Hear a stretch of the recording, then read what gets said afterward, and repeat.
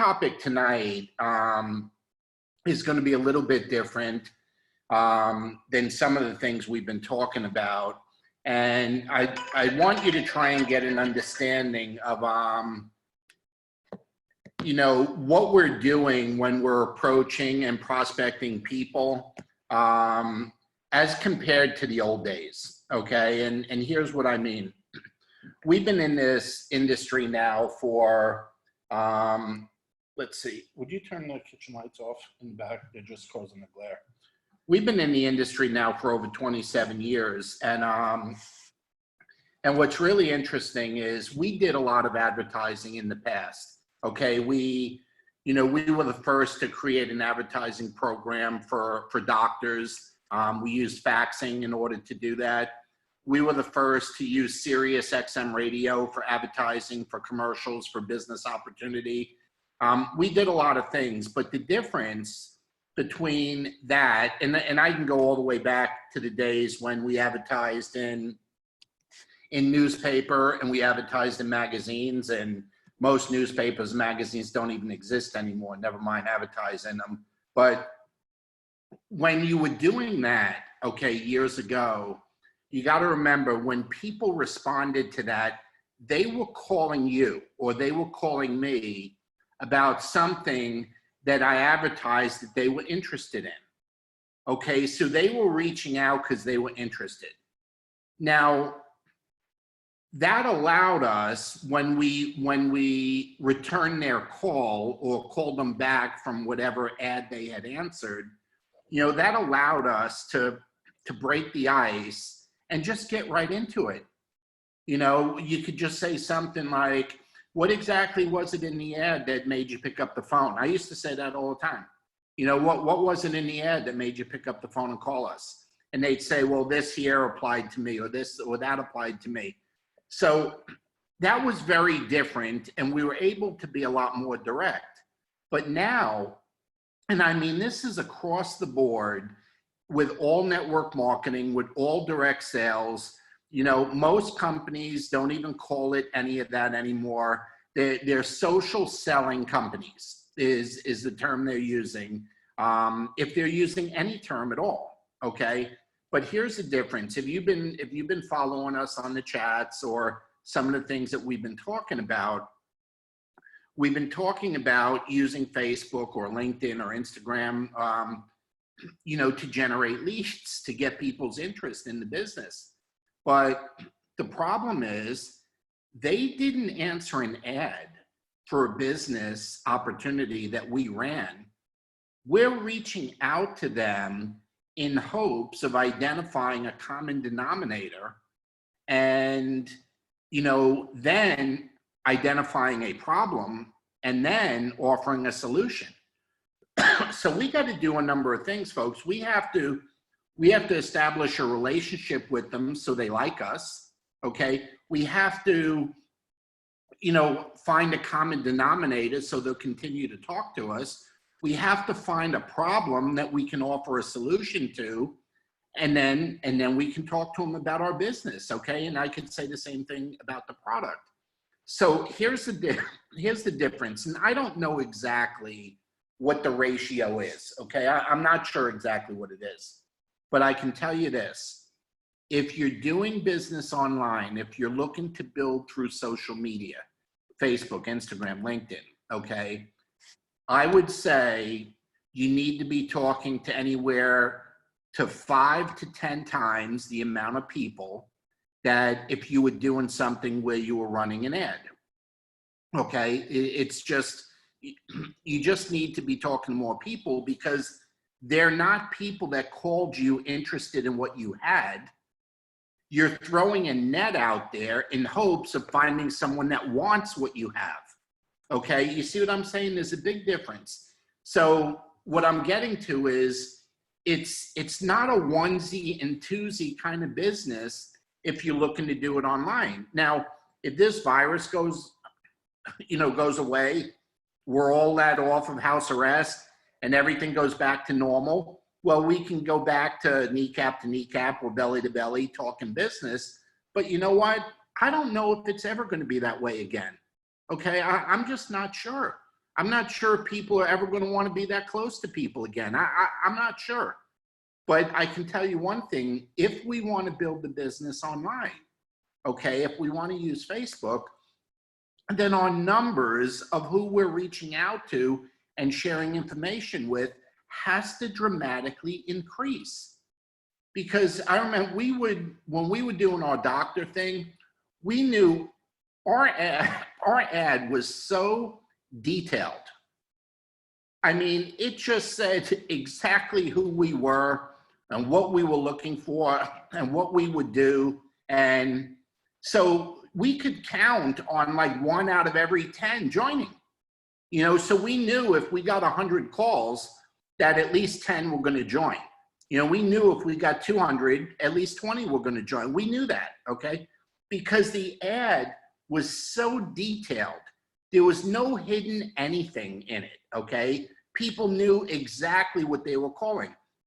Even when we were advertising on Sirius XM, we started off on Fox News Channel on Sirius XM, and they always wanted to try and sell us a 30-second commercial or a 45-second commercial. Even here in Orlando, when we were on WDBO for a long time, they always wanted to see if we'd go with a 30-second commercial, and we wouldn't.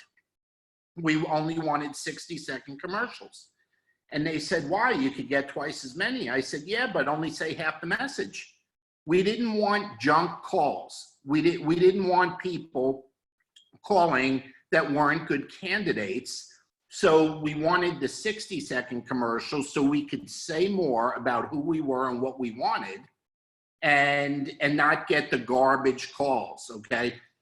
We remember most of it, you know, with radio, it was me and April, and we had a handful of people that did it with us. And with the doctors, we probably had 10 or 15 doctors that did it with us, okay?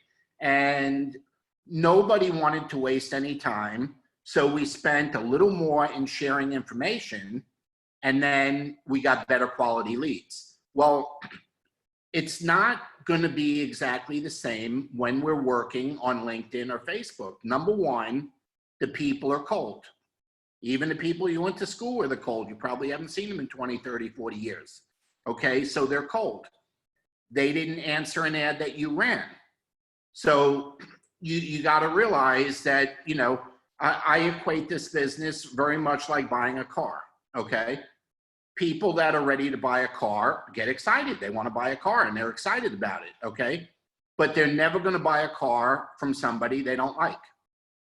They're just not going to do it, okay? If I walked in the dealership and somebody just drove me crazy, and I don't care if they had the car I wanted, if I buy it in that dealership, I ain't dealing with that person. And if I'm forced to deal with that person because it was his turn or her turn, then I'm going to a different dealership, and that's it. I'm not going to do business with somebody I don't like, okay? Well, I think this business is very much like that. We're not going to get somebody in this business with us if they don't like us. So if we press too soon or we're too sudden with a bait and switch, and we don't allow the relationship to materialize, okay, then they're not going to like us. We're going to seem slimy, okay? So what I'm saying is, when you have more numbers in the mix, then you have people at different stages of things. So you'll have the group that you just friended, okay? You'll have that group, okay? That you're sending that first message. Hey, thanks for connecting. You know, it's great to connect with you. I hope you guys are safe and sound. You know, how are things going up there? You always want to kind of end it with a question, so they got to respond back to you, okay? So you're going to have a group of those people, okay? Then the ones, not everyone's going to respond back to you. They're not, okay? That's just how it is. They're not all going to respond back to you. But then of the ones that respond back to you, after you wait 48 hours, 72 hours, whatever it is, you know, then you're going to go with another message with them and reach out to them again and try and get a conversation going, okay? And not everybody's going to respond to that, but that's kind of phase 2. And there's phase 3 and there's phase 4, okay? So common sense will tell you if not everybody's going to respond to everything, and you're going to have people, you know, let's call them prospects that are in like 4 different phases, you're going to need more than just 4 or 5 people that you're working on. Okay, now I'm talking social media right now. Okay, that's what I'm talking about is social media. So you're going to have more people that you need to have in the mix. And here's something that's really important. Okay, when you don't have enough people in the mix, then whether you mean to be this way or not, you come off this way. You're gonna think people are more important than they are.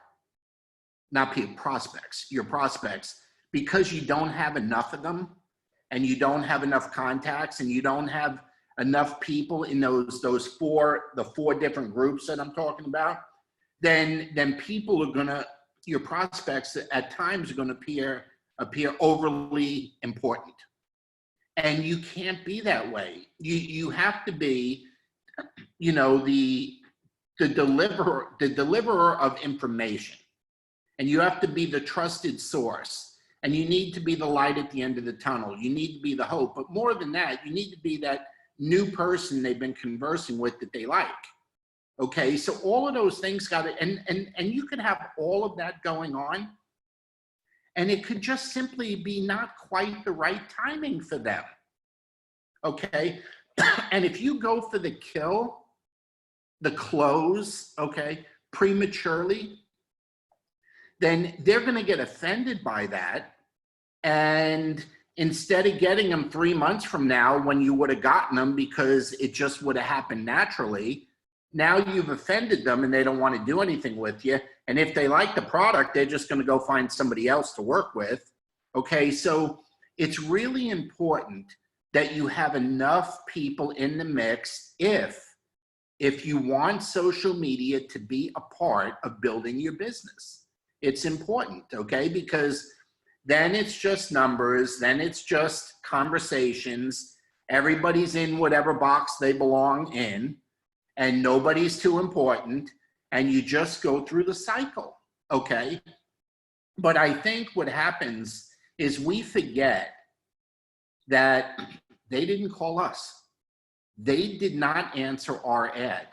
They didn't see that ad in USA Today or hear it on Sirius XM radio or whatever it is. They did not call us interested in what we have. We are trying to sift through the massive number of people that are on social media to find people that are interested. And we have to deal with that differently, folks. And the only way to do that is through a proper amount of numbers, okay? And I don't know what that number is because, you know, I could talk to you all day long. I am a numbers guy, and we always knew our ratios. We knew that if we spent a certain amount of dollars, we would get a certain amount of leads. And we knew if we got a certain amount of leads, we would close a certain amount of people. And if a certain amount of people closed, a certain amount of volume would be done. And if a certain amount of volume was done, we earned X amount of dollars. We had it down to a science. We knew exactly what those numbers were. We were professionals, okay, with this. Now, it's the same thing with social media, okay? It's exactly the same. The only thing is we need to learn our numbers. See, we need to have that database of friends first. Then we need to start sending the initial message out, get people into the second stage, third stage, and fourth stage. And then we could start evaluate how many people need to be in that so-called social media funnel that are in the works for a person to come out as a distributor, for a person to come out as a customer, a subscription customer, or a person to become a platinum, you know, whatever it is. But until we start the conversation, until we start with the numbers and get people into phase 1, we can't go to phase 2. And until we have people in phase 2, we can't go to phase 3. And see, that's what's important. Make sure when you're getting into conversations with people, because you're friends on Facebook, make sure you start commenting on their posts when their posts start popping up on your wall. You know, make sure, you know, I don't do political stuff on my post, okay? But, you know, I believe what I believe. And sometimes I'll see something where I can comment on someone else's and let them know I'm on the same page as them. I do that a lot with, with religion, with God, with praising God and stuff. I don't do a lot of posts myself with that, but I comment a lot on that because we are people of faith, April and I. So, it's a way of establishing a friendship with a person. And, it's funny, some of these people, you'll be amazed if someone ever kind of says something negative on anything that's on your wall. It's amazing how they'll come to your defense.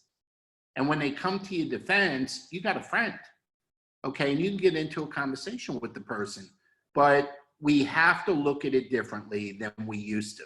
So, I'm talking to new people, but I'm talking to the older people too that maybe have been in another company or two before LifeVantage and are used to just dealing with people face to face and one-on-one and, warm market right out of your cell phone, people right from your church, people right from your work. That's one thing, okay?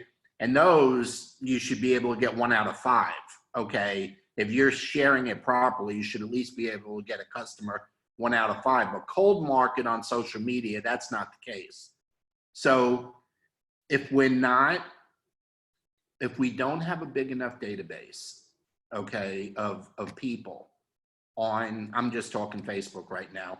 If you don't have a couple thousand friends, you got to go to work on it. Don't friend, LifeVantage people. I'm not saying don't accept them as a friend if they want to be a friend with you, but don't friend them. They're already in, okay? You want to go and look where you went to college, where you lived, where you went to high school, where you go to church, what your favorite sport. You want to look into areas of common interest. And a lot of that can come from joining groups. And I don't have time. I only got a minute to talk, so I'm not going to get into the groups. But obviously, if you join a group where it's your favorite animal or your favorite sport or your favorite car or your favorite hobby or your favorite topic, you automatically have a common denominator with anybody in that group. And that's an icebreaker. That you got something in common right from the get-go. So that's a good place to go also. And that's a whole different topic for another day. But I wanted to share this with you because I've talked to a lot of people in the last couple of weeks, and they're expecting too much out of onesies and twosies and threesies, okay? They're expecting too much, especially when they were cold market from LinkedIn or Facebook, and it's just not enough for the law of averages to work when it's cold market.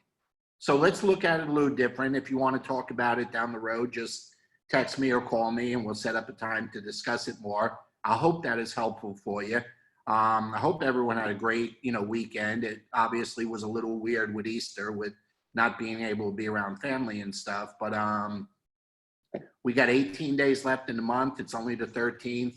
We're almost equal to we're double for the number of enrollments on the 13th of March as we are right now in April. We got twice as many on the 13th as compared to last month. So everything's going well, but we want everything to be going well for everyone. Not just the, the few dozen that do it every month. We want everyone to be a part of the growth that's going to happen in LifeVantage in the coming months because of people's new awareness of what's going on in their lives because of this virus. So have a great night, everyone. I'll talk to you soon. Thank you.